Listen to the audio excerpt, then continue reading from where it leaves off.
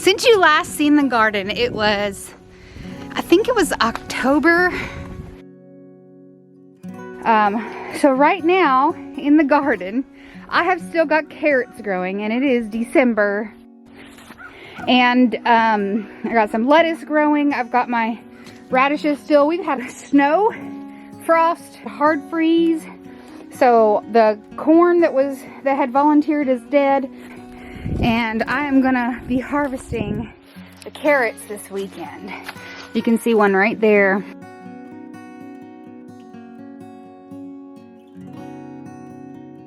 I did have a huge zucchini plant that was here, and I have since pulled that up. The hard freeze got it, but this is arugula. This beautiful arugula, and it has survived all kinds of cold and harsh weather. It can go through the winter. I mean, it's pretty amazing. These are some of the cloches I made and kept in the garden in case I wanted to protect stuff. The tomato that I had is gone. The potato I had over there was gone. And there was a huge plant. I think this one was watermelon, honestly. I couldn't figure out what it was. I let it volunteer, and I never did figure out what it was. And this is also arugula. You may notice here that I've got some wet cardboard, and I have started stomping out the grass in this area. And over here, I have quite a mess to clean up. We had a burn pile where we burnt a piece of furniture, and I've got some cardboard over here that's wet that I need to clean up, and this brush here. So I'm gonna be cleaning up some of this brush and getting it ready for an in-ground bed in this area.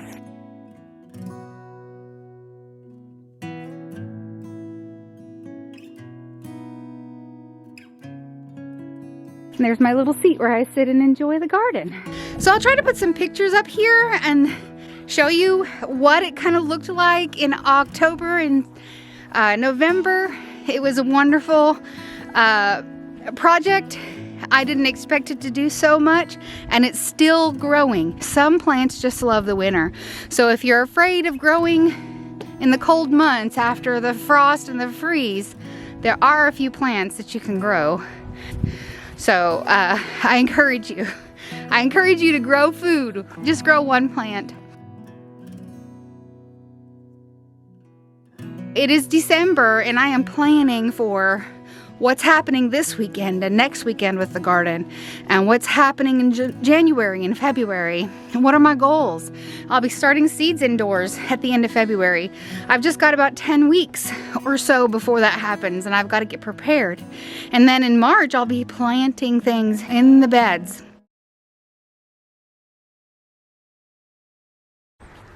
Okay, this is my compost tumbler. I actually got 2 of these, and I haven't completely put the other one together yet. But this side is where I'll add compost. You can see I got a little bit going started. I just got this yesterday. And this side is empty. When I get this side filled up, I'll flip this around. This lid flips around, and this will be on that side, and I'll let it cook for about 6 to 8 weeks, and I'll start adding to the other side. But the wonderful thing about a compost tumbler, well, not only is it convenient and easy to spin and aerates it, it makes things just so much easier for composting. It's very convenient, keeps critters out, it heats up. And with these compost tumblers, they're 37 gallons. I've got 2 of them, and so I can fill them about 2/3 of the way full. So if I have 25 gallons of material in the composter and it shrinks as it composts, it should give you about a 5-gallon bucket of compost per side. So if I start composting now, both composters can probably give me, I'm estimating, about 10 gallons of compost for each cycle. I'll have 2, and that means I'll have 20 gallons of compost. This is a very sturdy compost tumbler, and I'll put a link to it below in the description. I think they have gone down to like 75 on Amazon. It's got about 7,000 reviews on Amazon right now, and it's got 4.5 stars. Wonderful reviews on this thing. It's very sturdy. I'm looking forward to using it.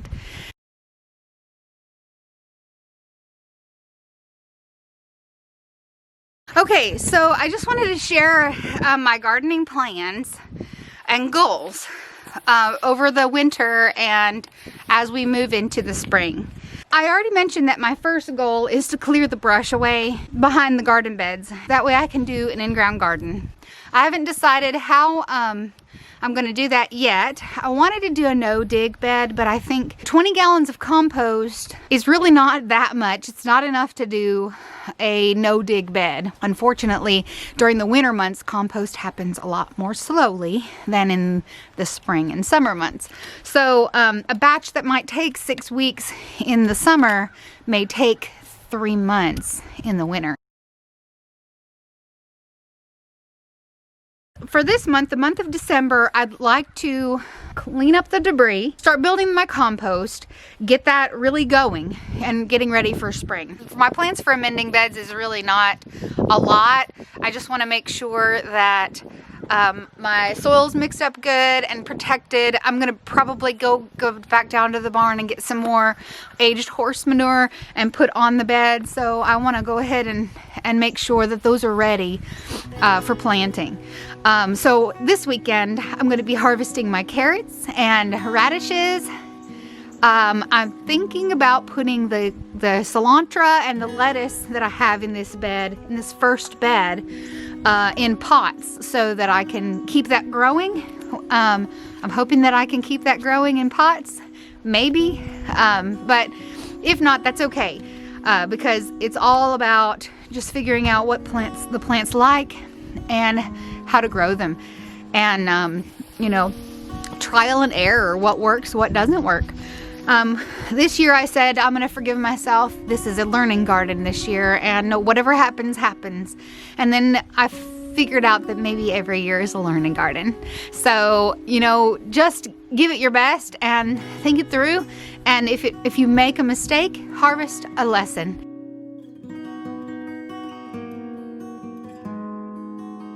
You might have noticed that I have some leaf mulch on one side of the bed. I've already amended half of 2 of my beds, beds 2 and 3. And I've put the aged horse manure in there and the leaf mulch. And what that does is it protects it from weather. It protects those microbes. It keeps them going. It protects it from sun. So over the winter, it's kind of like a blanket, and it will break down as the season goes on and become a wonderful, wonderful composting element in my beds in the spring. So I can mix that in and it'll be really good for my beds.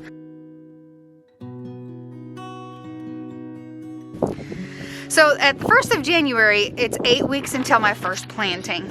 And I'm going to increase my composting efforts and try to gather some more cardboard to go ahead and lay out for the no-dig bed. I might not be able to do the no-dig bed, but at least I'll start to smother the grass and get that ready, that area ready. So I'm going to gather some cardboard boxes, ask family members if they have cardboard, or I could actually call a retail store and ask, you know, when their delivery date is, and if I can get the cardboard from them on their delivery date. In February, I'm actually at the end of February starting my first seeds indoors. So my goals for February are to prepare my indoor seed area. I've got a grow light, but I need a stand for it so that it can be over top of the plants, the seedlings. I've got little baggies to put the dirt in, and I've got the elements that I'm going to use for my potting soil, and I'll put those on the screen here. The seeds don't need minerals and things when they're just seedlings. But I do have some worm castings to put in there as they get bigger, and I have to transplant them into bigger pots if I have to do that. So in March, I'm really starting to plant outdoors. I'm going to be starting my onions, peas, spinach, collards, and cabbage in March. And also radishes and turnips. So those things will be in my garden by the end of the month of March. So I'm going to have a lot going on by the end of March. And then in April is really when the action starts. So I'm hoping to have my compost ready to go, and I'm gonna be putting that compost underneath the plant when I transplant. If I have seeds started indoors and I transplant it outdoors, I'm gonna be putting that compost underneath those plants so that they get the most benefit from it. And when I put and I'm gonna be careful because I only have 20 gallons, and that does sound like a lot, but think about a milk jug, that's a gallon. And if you put a gallon of compost on a bed, it's just a little pile, and you know, a half gallon or so per plant, it doesn't go very far. So hopefully in April, you know, I'll have that process going, and I'll be able to make more and more compost and keep that cycle going. So I'm hoping to have about a 5-gallon bucket full every 2 weeks with 2 composters going. The problem is getting enough brown material to make sure that I've offset my green material 2 to 1. So if I can do that, then I'll have plenty of compost with 2 compost tumblers, I'm hoping. But in April, I'm going to be starting my precious tomatoes and peppers indoors and my eggplant. I'm also going to be direct sowing a lot of my lettuces, broccoli, carrots and chard, and I'm going to be starting my cucumbers and squash indoors because they are very delicate. But there's going to be a lot of cool weather stuff that's already growing in my garden in March, and then in April I'll be putting a lot more in there. So I'll be using my compost hopefully April 1st, the beginning of April. The 1st of May, that's when the first frost, or the last frost, has come and gone. So that first week of May is really when it's supposed to really start getting warm enough for the tomatoes and the peppers and the eggplants and the beans. So all of that will start to come outside in May, and so will the watermelon. I've also got something called ground cherries, which I've never grown or tasted, but I'm very excited about. Have any of you had ground cherries? I hear that they're little bitty tomatoes, or tomatillos actually, and they're very sweet. You just can't stop eating them in the garden. Another thing that I'm looking forward to is those sugar snap peas. We really enjoyed. We only had 6 pea plants this year, and we really enjoyed those sugar snap peas. There weren't very many, but they were delicious. So I'm looking forward to those.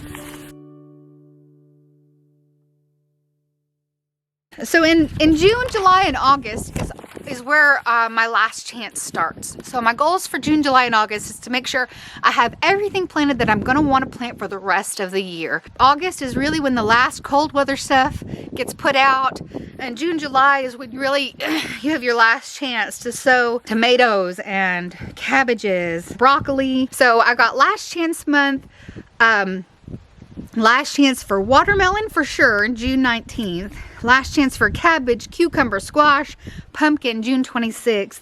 And July 3rd, last chance for peas and chard. July 10th, last chance for broccoli, beets, and beans. So in June and July is really when it's the critical time when anything that I want to have in my fall garden, I need to have going. I need to have transplanted or started by June, July, and then the lettuce and stuff, the stuff that doesn't take as long to grow, I might be able to go ahead and plant at the beginning of August. Now, I've noticed that in these beds, there are quite a few things that will withstand cold temperatures even after the first frost of the year. So I have that in mind, and I have plans to keep that going next fall. So that I have knowledge now this year that I didn't have last year, to really perpetuate and extend my growing season and really get stuff out of the garden later in the year.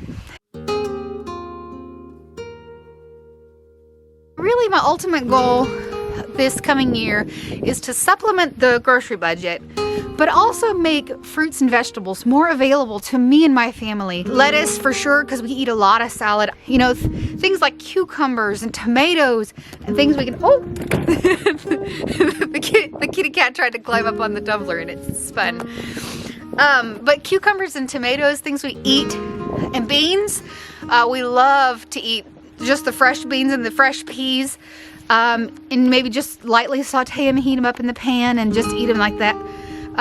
they're so healthy for you, and the greener your food is, the more prebiotics that you will have in your system to feed your probiotics, which help your gut health. And so that's just kind of my focus, to make sure I get healthier system going within me so that I can be healthier. And I think that will help us, you know, as we improve our gut health, it will help us to be healthier and probably lose some weight. And that's another goal that I have in the spring and the summer, is to lose some weight, work out in my garden, enjoy it. And you know, it is exercise to get out here in the sun and work, and even in this weather, this cloudy day that we've got, you know, just to get out here and move and be active, you know, be outside. Those are some of my goals. So those are my goals for the coming year, at least through July and August, and I'll be updating you hopefully throughout. I know that I don't put up many videos, but I do want to provide some updates and share my excitement. I'm very, very excited about these composters. They're really going to afford me a lot when it comes to my garden. Soil is the life of your garden, and composting is the best amendment that you can have, and it's free. Just some tips on the composting before we go. Make sure there's plenty of brown material. If it's too wet, we do want some moisture, but with a closed system like this, we won't have to worry about putting too much moisture on, because the moisture is not leaking out or going into the soil or drying out in the sun. It's a closed system, so you don't have to worry about watering it too much.